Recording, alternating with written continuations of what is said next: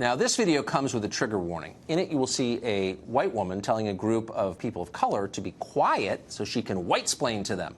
Please have any small children cover their ears. In fact, you should probably cover your own, too. Watch this. For a long time, we've been fighting the fight for the dreamers. My colleagues. We're not dreamers. I'm not. All 11 million. All 11 million. Do you want to hear an answer, or do you just want to shout?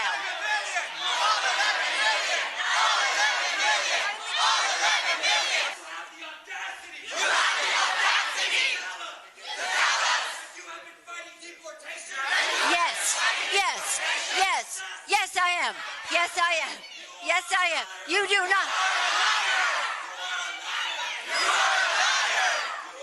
You don't know what you're talking about.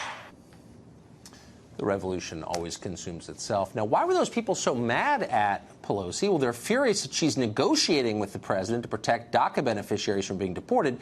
Instead, they want a total and immediate amnesty for all 11 million, maybe 15 million, no one really knows, illegal immigrants currently in this country. Avan Seha is an illegal immigrant. He's the founder of Undocumedia. He joins us tonight. Avan, thanks a lot for coming on.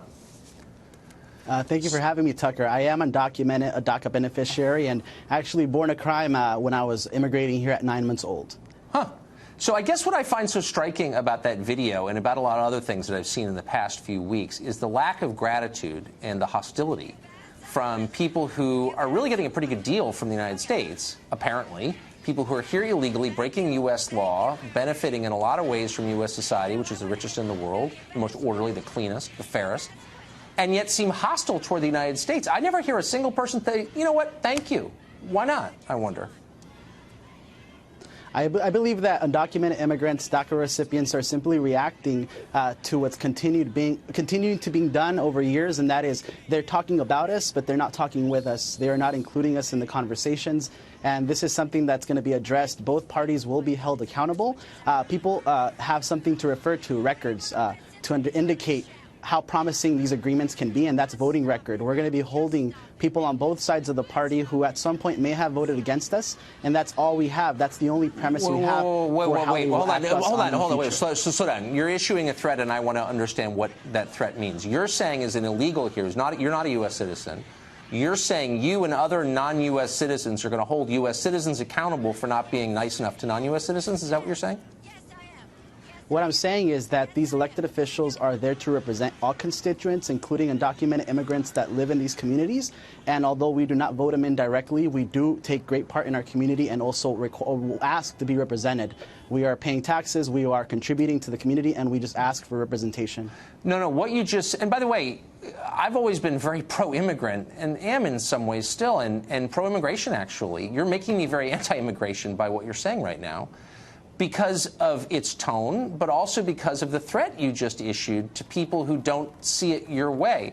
You're not a U.S. citizen. The U.S. government exists to serve the needs and protect the needs of U.S. citizens. It does not exist to protect the needs of non-U.S. citizens. Do you see the distinction? I think all countries are that way, all of them. I also understand. Do you understand, taxation without representation, something that this country was founded on?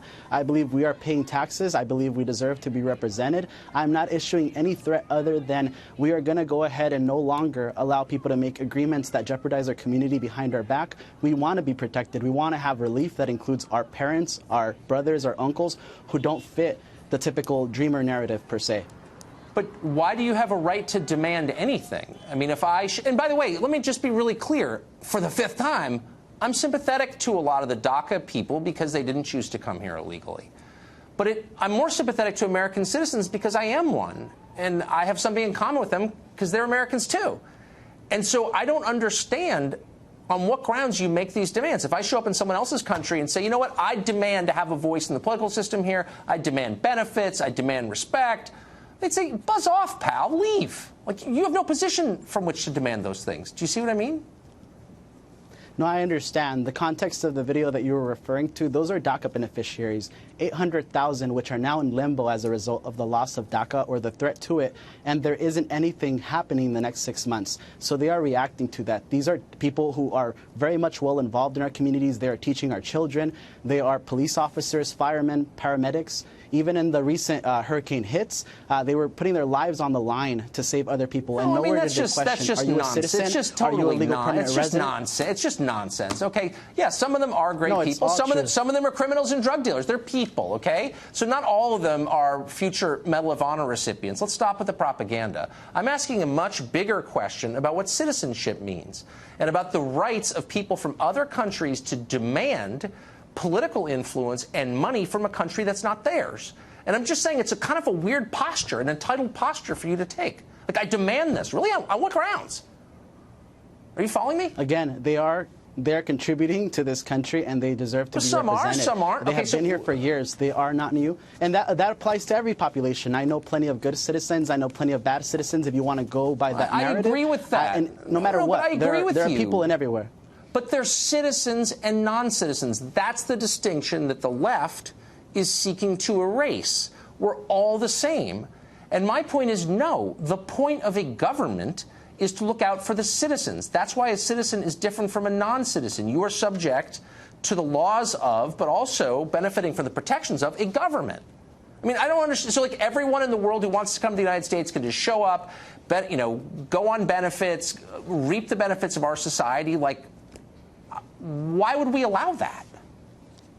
Nobody's actually doing that. Actually, there is no line right now for anyone in this country to get behind. There are forms, et cetera, applications that people can apply for from their respective countries. What we're talking about is millions of people who are already here. 800,000 DACA beneficiaries who are currently in limbo. These are people who there's no line to get behind.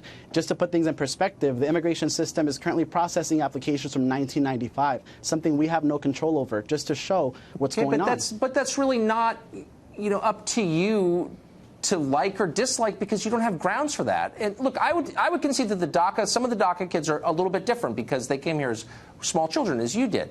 But for the 11 to 15 million people who snuck in the country and are using forged documents to work, undercutting the wages of American citizens, on what basis do they get to tell me as an American citizen, I want this, I demand that? Like, what? Why would a normal society take that seriously? You have no right to demand anything if you're one of those people. Do you? Again, I'm one of the main examples of people, millions who have been here for decades. We've been contributing. These are major distinctions that you're ignoring. Okay. And so you think that all of your relatives... There's push and pull factors. Yeah. Get to come here, There's push and pull factors for this immigration. There are pull factors being that we are the largest economy and we require workers to sustain it. Also, the push factors are that the U.S. That's just garbage. You learned that in some school that you went to. Actually, we've got almost 100 million of American citizens not working right now. So, don't tell me we need more. Let's put it in perspective. There are 11 million undocumented immigrants. There's 320 million U.S. population. Are you going to tell me that 3.5% of the population are responsible for the problems of the other close to 97%? Well, of course, I would never make, that's just another ludicrous argument. I would never make that claim. I don't think that. I think Americans are mostly responsible. That's exactly what people like you are making. I don't know who people like me are. Learn how to, follow a rational train of thought. I'm not saying that. I've never said that. I don't think it. I think Americans are responsible for mostly their own problems. But importing millions of low-wage workers every year does not help. Not in this economy. And you know it, but you don't care. Anyway, Yvonne, thank you. No, I do care. Yeah, I can tell.